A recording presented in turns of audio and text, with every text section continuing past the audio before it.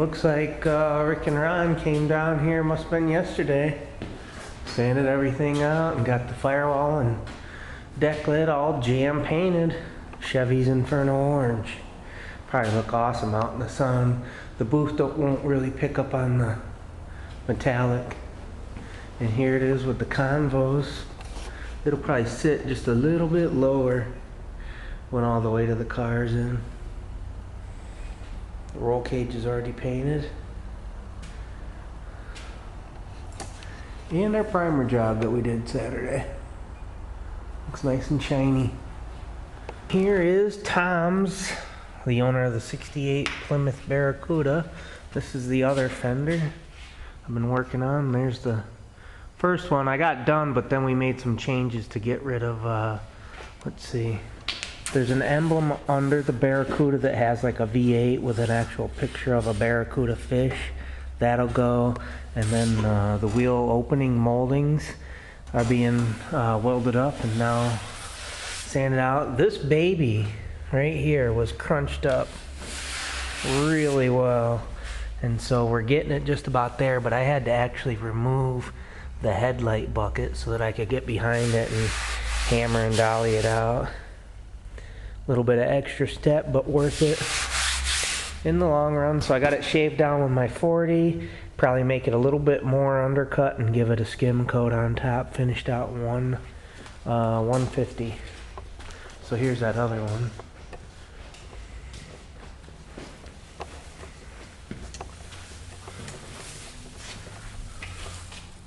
So this one's all finished out.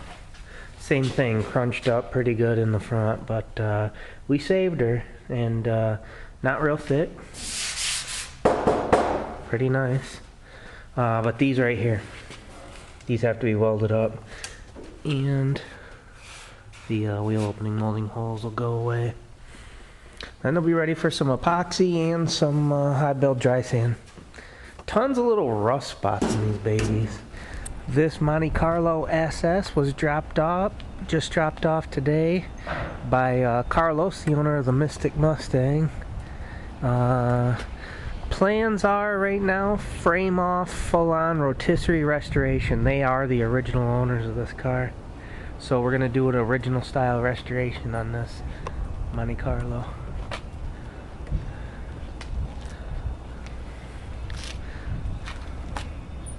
Alright gang, first of all let's start out by saying thanks for all the happy birthday wishes. That was pretty cool. I never got so many comments on a single video, so thanks a lot. But we are in the booth and we have the 68 Plymouth Barracuda fenders there.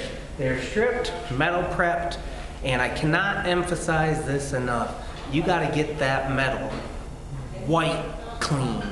If you've ever sanded on a piece of metal, you know what I'm talking about with that white clean. I like to use a 150 grit on a DA because it sands faster because those grits are tighter together. But I know that that 150 doesn't give me the grip or the hold that I need. So I go back over it with 80 by hand and just scrub the crap out of the metal.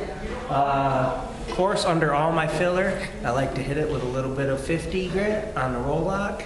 I've got little bits of short strand fiberglass under some of the welds that I did, and then I've got USC Elite Gold. I'm using the last gallon of Elite Gold that I believe I can get. We're gonna try something new here. Haven't tried this before here at Muscle Cars and Hot Rods. You see, we usually dry block a car a good 2 or 3 times in order to get it perfectly straight. And I've been hearing some good things about this. I've been doing some research, and I believe that if this does what I think it's going to do, it could potentially cut anywhere from 30 to 50 hours worth of labor out of the refinish out of our show cars. So this, you cannot just put down over bare metal. So I've got my chromate free epoxy. Chromate has just been taken out of our epoxy here locally over the past year, and I have not had extensive use of it, but from all my tech sheets and what I'm learning, It's good to go over bare metal. No need to etch prime. We etch prime for years and years and years under any of our urethane primers.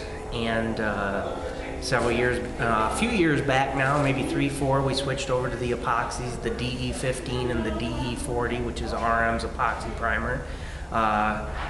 Now we're getting EP569, which is our chromate-free epoxy, and from everything I can tell, we're good to go to put one wet coat on that. We're going to use it as a pre-coat, so we're looking for about anywhere between a 1/2 mil to a mil's thickness. So if you want to know what a mil thickness is, take the cellophane off a box of cigarettes. That's 1 mil's thickness. We'll get that sprayed down, let it flash off, and we'll be ready for our slick sand. Again, this is the first time I've used this. It's VOC compliant, and I just picked up a 2.3 millimeter tip for a primer gun for it. I wish I had a 3.0 as per my recommendation of my buddy Matt out of Automotive Images or Auto Images, whatever it is up there in Washington. So, we'll give this a try.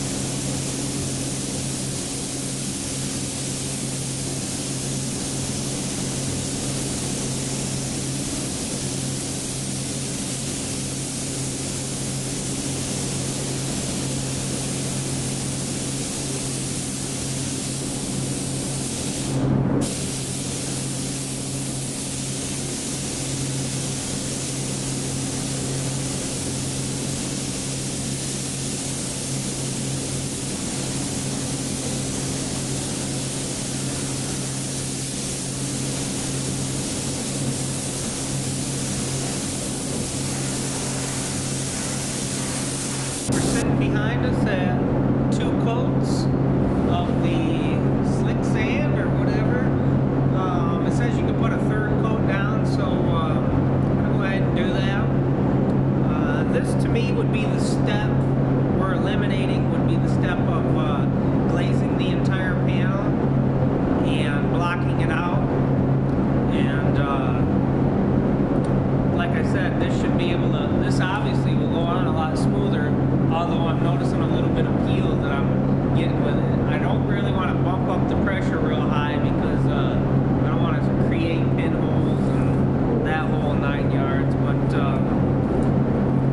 here's something I want to bring up. Whenever you bring something new into the fold, don't just go gung-ho, and you love it, and that's that. You bring it in, you check it out, you see how it does, and you don't ever want to just switch completely over, because if you start doing a bunch of products and a bunch of cars like with this, and it turns out it's not working for you, well, you just did a bunch of stuff with it. So, you know, here we got a couple of fenders, and looks like it's an opportunity to make things a little better for us, so we're going to give it a try. Okay, let's get an up-close look at the finish.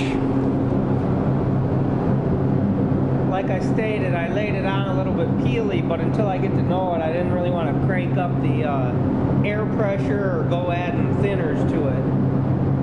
Matt says he uses a 3.0 gun. If I decide I'm going to stick with it, I'll probably bulk up to that. But there it is. Gang, so MEKP is your hardener for slick sand or whatever the name of it is. Let's see, Seth used feather fill back in the day, and he was excited to see me using this, and he tried to promote us to use it in the past, but if it wasn't in the RM manual, then it wasn't allowable by us. But I don't know, it's nice to improve and try new things, so we'll see how it lasts. I'll let you know. That's gonna do it for this one. We'll catch you on the next one. Thanks for watching.